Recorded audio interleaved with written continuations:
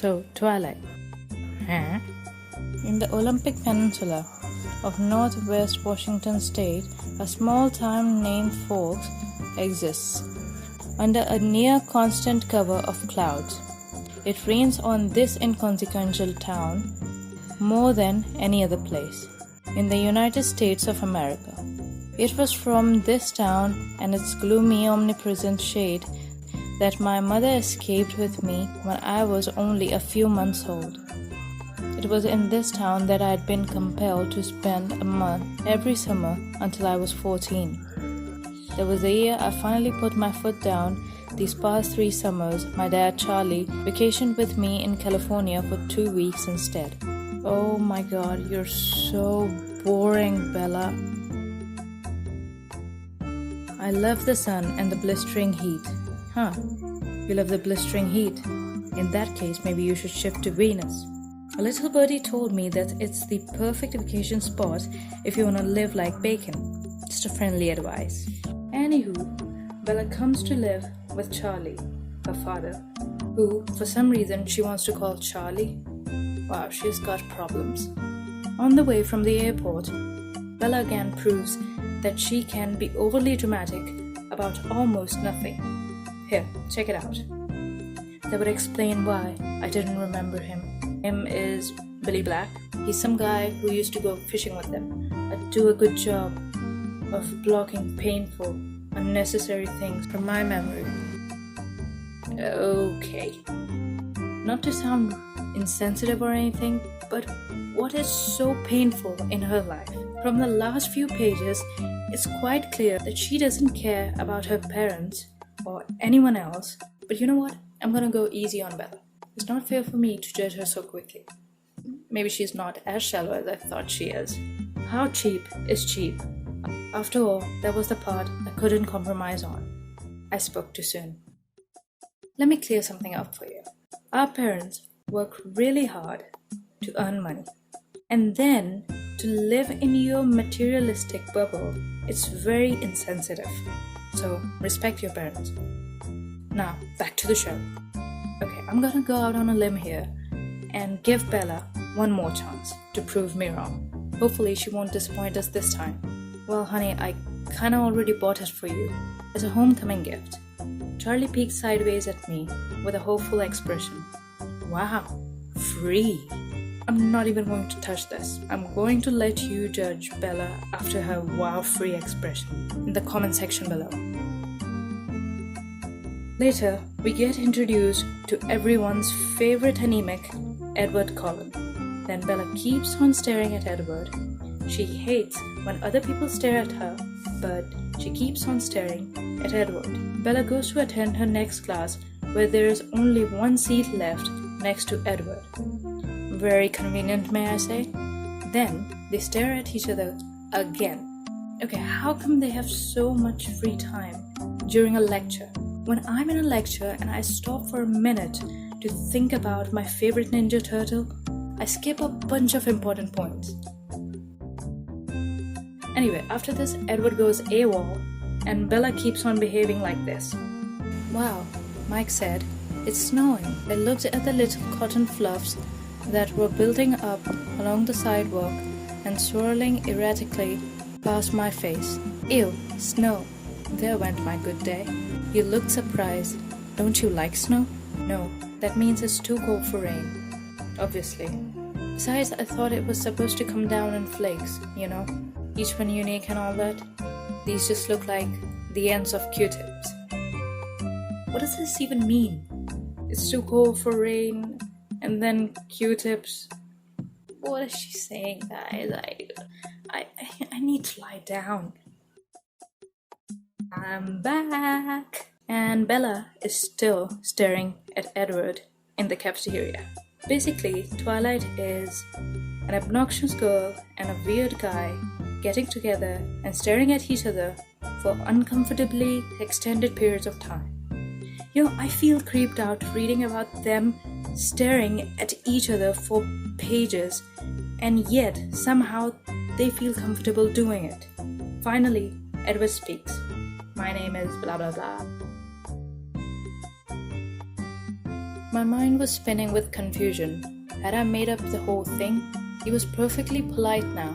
I had to speak, but I couldn't think of anything conventional to say. No kidding. I remember when someone said hi to me at school, all that came out of my mouth was, "Do you know, my raggedy dolls talk to me when everyone goes to sleep?" After that, nobody would want to talk to me. Next day, my favorite character arrives. The guy in the minivan who was about to run over Bella. But Edward's gotta be all Boy Scout about it and saves her. Remind me why we like Edward again? Bella finally puts two and two together, good for her, and confronts Edward about being a vampire, just like any rational person would do. Because vampires do not eat people, right? So, let's get them mad. Anyway, she tells him she loves him. Rationally speaking, they don't even know each other. They barely talked, and somehow she's in love with him. Really don't like this book. Anywho, Edward wanted Bella to stay away from him, but later he loses all character development when he takes her to vampire baseball. Wait, that can't be right. Huh. Unfortunately, it is. Wow, these clowns almost make me feel like a winner. Then, a vampire named James attacks Bella, and Edward saves her again. After this, even if Edward becomes the leader of PETA, he is never getting any respect from me. So, Edward's like, "Boo," and Bella's like, me, the rivers were me. Okay. Then, everyone is like, "We've got to save Bella." James tricks Bella to come and see him alone, and she does. Remember, as kids, our parents told us not to talk to strangers or take candy from them? I think Bella probably skipped that lesson because she knows how critical the situation is, but still she jumps at the chance of getting herself killed. Oh boy, and I thought I had issues. But why are we discussing me and my pains here? I think this video can only stand one dramatic goal. So, where was I? Oh yeah, Twilight. Oh yeah, Twilight. So Edward, being the mood killer as always, saves Bella, but Bella is bit by James. Finally, something good happens. This is crazy. Even Super Mario dies after the third time. Anyway, Edward sucks the venom out of Bella, so she's not going to become a vampire anymore. Okay, this novel is really turning into something else. I know I'm reading this book years after it came out, but even in those days, what was there to read about this book, really? The deluded and materialistic girl who lives in her dramatic bubble of how I can get Edward to like me, or the creepy lurker guy who doesn't have hobbies or life for that matter. Think about it. Every time anything goes wrong, he's there lurking around Bella. The class, the canteen, the parking lot. Oh yes, he's there too. Back to the nonsensical cheesy drama. Miss Delusional and Mr. No Hobbies, they go to prom together. Bella asks Edward to turn him. He says no. Such a slap in the face. This cliche of good girl and a bad boy seems kind of stupid to me. I mean, the girls in these novels are made like these powerless, fragile, and shallow women. That drives me crazy.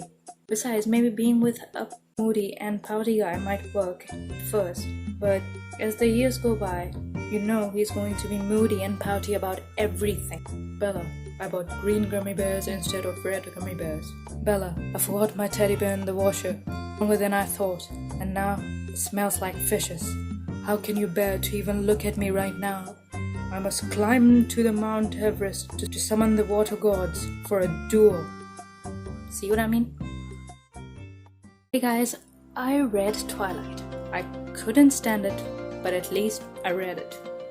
Reading this book, I realized that I don't have to work hard making jokes when I'm reading Twilight. Twilight really doesn't make sense. I seriously don't like Edward, and Bella is so beyond annoying that I can't even understand why every character of the novel is so obsessed about her. Except for the fact that she's the lead character of the novel, I don't think that she's got any qualities which anyone would appreciate. But it's a definite no on Twilight. Even the movie Bella was less shallow than the novel Bella. But for God knows what reason, you want to read it for yourself. I'll link the site below, so check it out if you want. But anyway, thank you so much for watching, everybody. Don't forget to subscribe, don't forget to ring that bell so you don't miss any videos from me. Follow me on Instagram. Let me know what was your favorite part of the video, or what novel I should do next, or just say hi, that's fine too. And with all that, everybody have a great day. I'll see you all next time.